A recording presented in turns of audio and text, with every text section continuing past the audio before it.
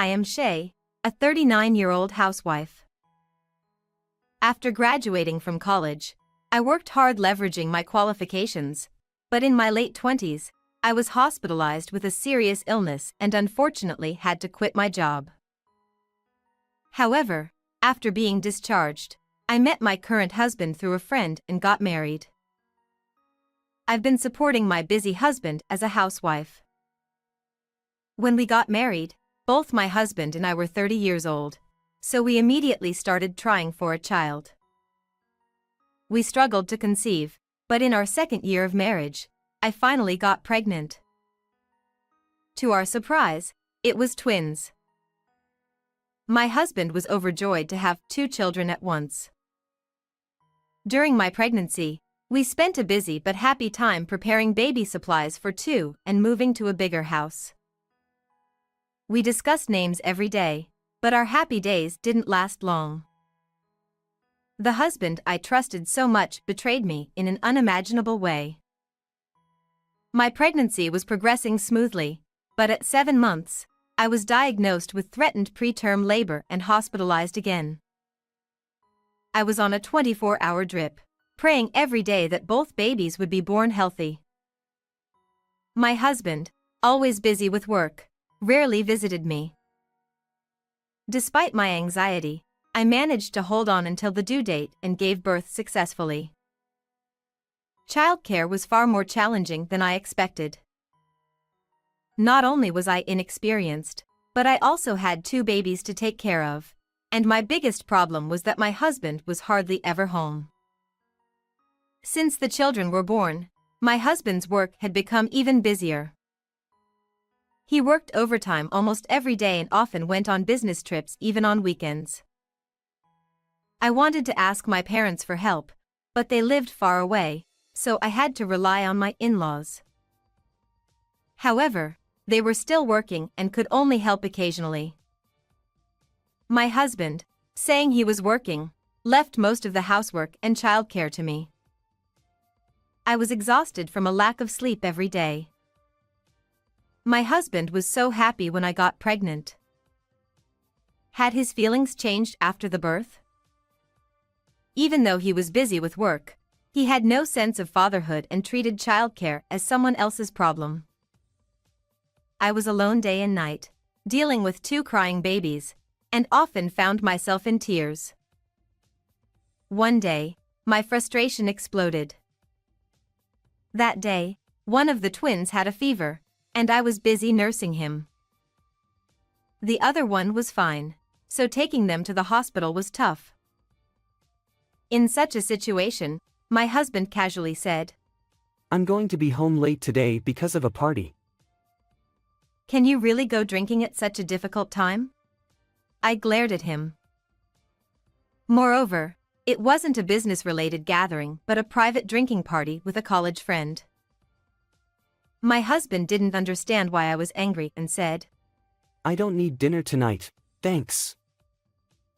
He was about to leave. I grabbed his arm and stopped him.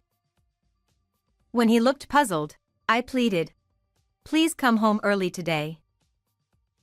"Why?"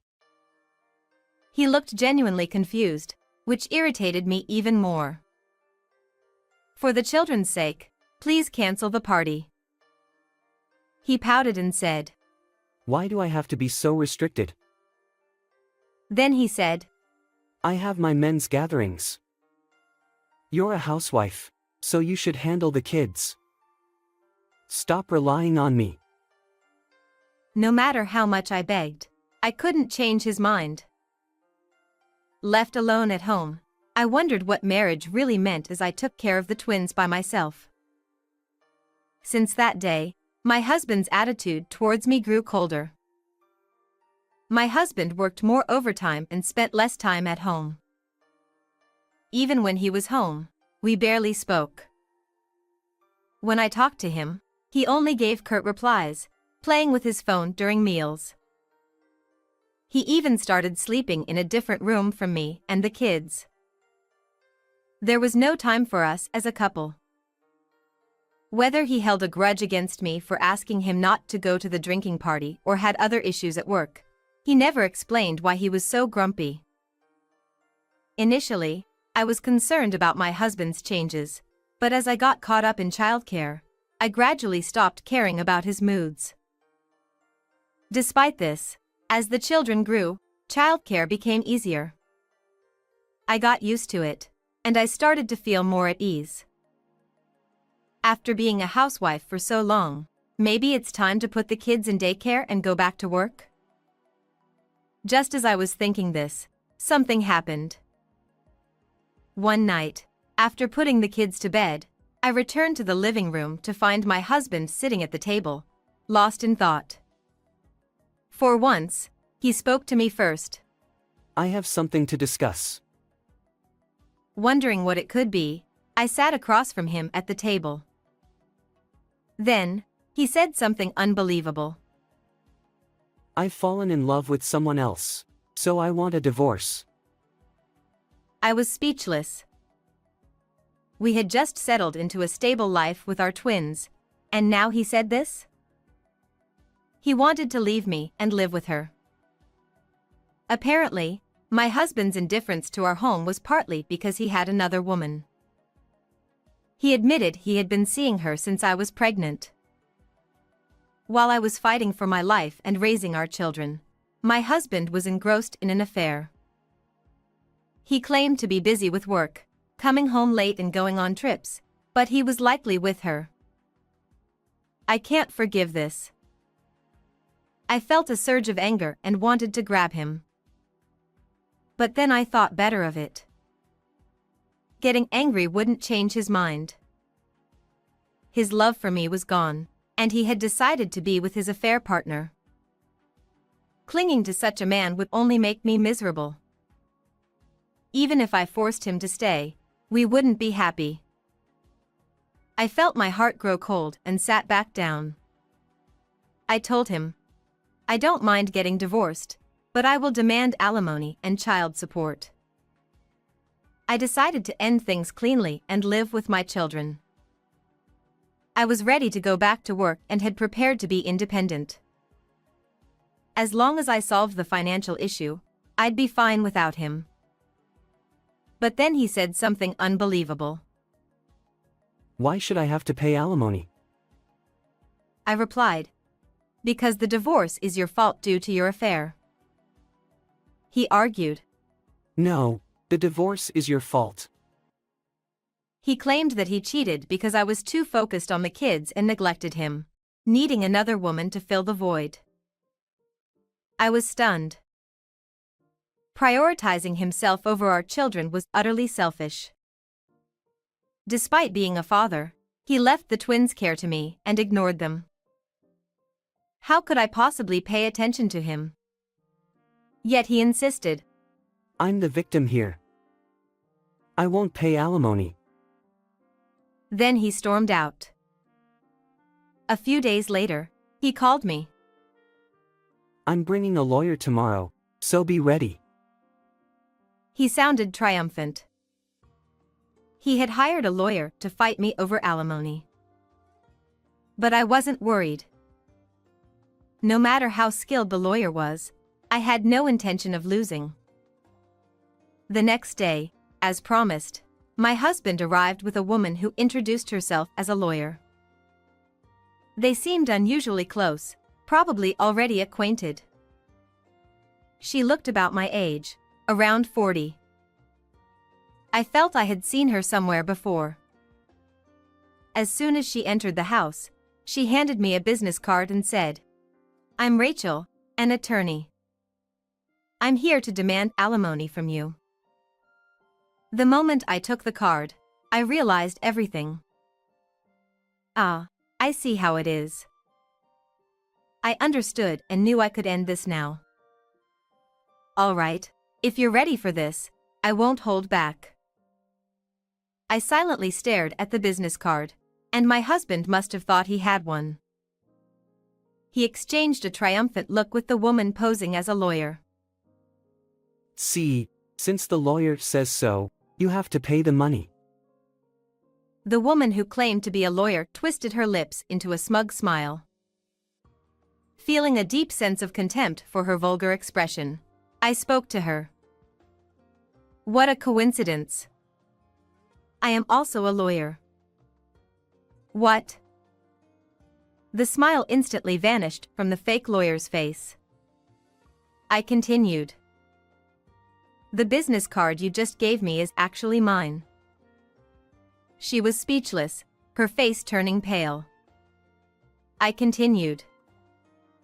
Now that I think about it, we have met before, haven't we? The woman stammered. Ah, are you possibly?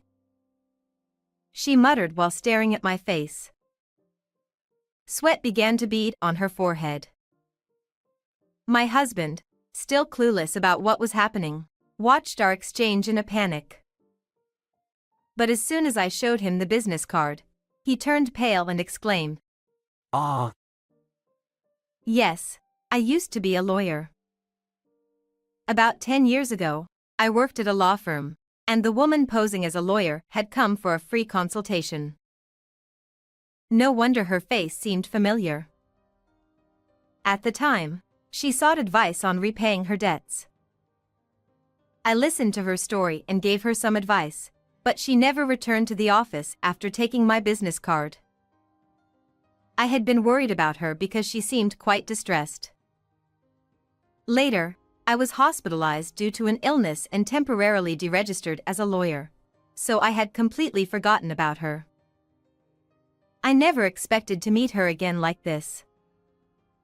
She probably didn't recognize me either. As 10 years had passed, I had lost weight and changed my hairstyle. Approaching her, I said, "It's illegal to pretend to be a lawyer without a license. Would you care to explain this situation?" She clung to my husband's arm, stepping back, but my husband, realizing he couldn't escape, confessed everything. What I heard from both of them left me astounded. The fake lawyer was actually my husband's mistress. She had kept the business card I gave her during the free consultation, thinking it might come in handy someday. Since it had my maiden name, she hadn't realized it was from the wife of her affair partner. When my husband told her he was worried about paying me compensation, she said, "Leave it to me," and pretended to be a lawyer using my old business card. My husband, hearing she had a lawyer's business card, hadn't even bothered to check the name, feeling reassured. In reality, my husband didn't know I used to be a lawyer. Although I had told him when we first met, he thought I was joking and didn't take it seriously. Since I wasn't working at the time, I didn't bother to correct him. He had believed that bringing a lawyer would scare me into paying compensation. Not knowing I was an actual lawyer, he and his mistress staged this ridiculous charade. I could only give a wry smile at their childish scheme. Looking at the two of them standing there exposed, I said, "You will be paying both the compensation and the child support." My husband knelt on the spot. Shay, please forgive me.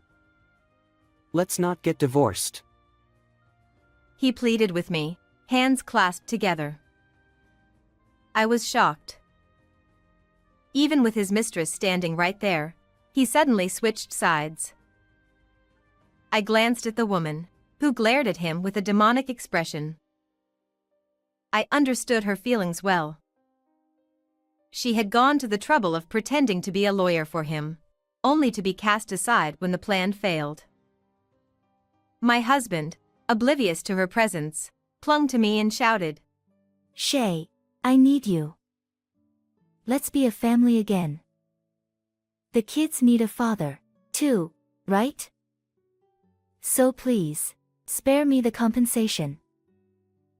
It was clear he only wanted to avoid paying. His pitiful lies made me nauseous. It's too late. Neither I nor the kids need a scumbag like you. Leave with that lawyer. No, that fraudster right now, I said, driving the two of them out. My husband tried to stay, but the furious woman grabbed him by the collar and dragged him out by force. From outside, I could hear her shouting and his screams. It must have been quite a scene. Later, I sent them certified letters. To my husband, I demanded a divorce, alimony, and child support. To the mistress, I demanded compensation as well. My husband ended up with a miserable fate. Depressed after our divorce, he tried to focus on earning money for alimony and support. However, the furious mistress stormed into his workplace and spread the news of their affair, ruining his reputation. Losing his job, already struggling financially, and burdened with debts, he now works as a day laborer, barely scraping by under a younger boss. The mistress, who had quit her job hoping to marry him, found herself in even deeper debt due to my compensation demand. I saw her recently, dressed gaudily, walking arm in arm with an older man.